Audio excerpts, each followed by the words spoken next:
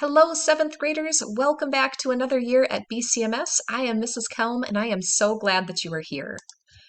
This is a little bit about me. You can see that this is my 20th year of teaching, 2 decades of teaching middle schoolers. Can you believe it? I can't believe it. How am I that old? It can't be possible, but it's true.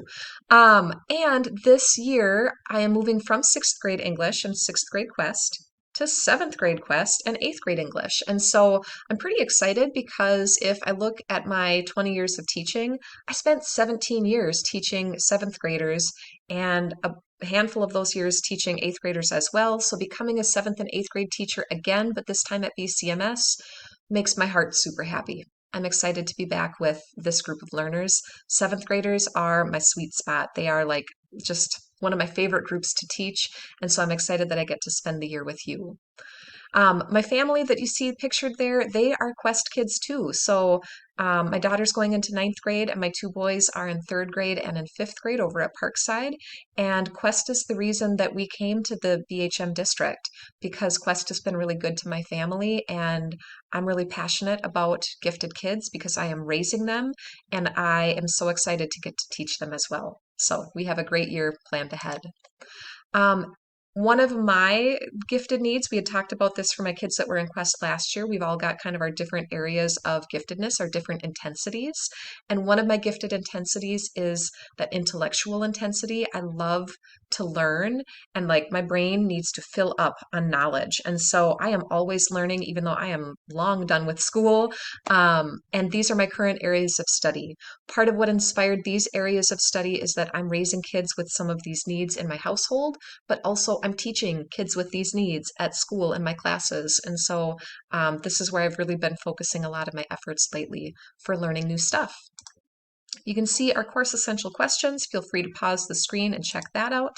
Our curriculum this year, I am hoping to grade skip you guys into a lot of eighth grade content because I'll be teaching eighth grade English, and I think it just makes good sense to get you into some of that deeper, more complex texts. But I also want you to have the chance to experience some of the same texts that your seventh grade classmates have outside of Quest. And so, for example, The Outsiders, we're definitely going to read that, but we'll be reading it at a slightly different time and at a different pace than what the other kids will do, and we'll do different things with it than what other kids have done.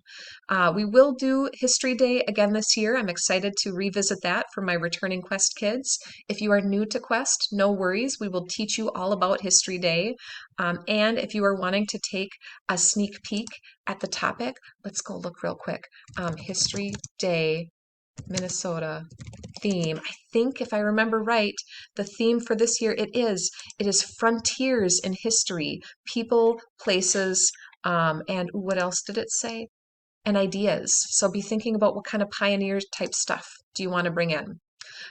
So that's a little bit about Quest English 7. Our grading this year looks like this. It's very close to what we did in sixth grade Quest, except I'm switching up the percentages. Instead of 70-30, we're doing 90-10. We'll still be using Infinite Campus to check grades. Again, middle schoolers, I would encourage you, you should be taking a proactive approach to your grades and checking your own stuff. Parents and guardians are welcome to check into those things as well, but really as seventh graders, you guys should be taking charge on keeping track of your own work. I plan to use Google Classroom again this year, so make sure that you look for a join code coming soon. I'll invite you to that when we get closer to the school year. And if you need to reach me at all, here is my contact information. Something worth noting is that I will be having surgery in August, which means I'll be recovering for a few weeks, and that means I don't get to start the school year with you, which super bums me out, but I'm hoping to feel lots better when I do return, so this is a good thing. It's just bad timing, but it's the only timing I could get, so that's what's going to happen.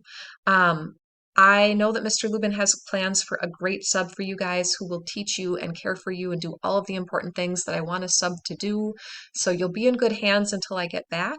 And then I will rejoin you at the end of September. And I know already, I can't wait. I can't wait to be there and see you and hear all about all the things and adventures that you've done for the last couple of months that we've been apart. So, or meeting you for the first time if you're new to my class. We are going to have a great year ahead. I hope you enjoy your last few weeks of summer.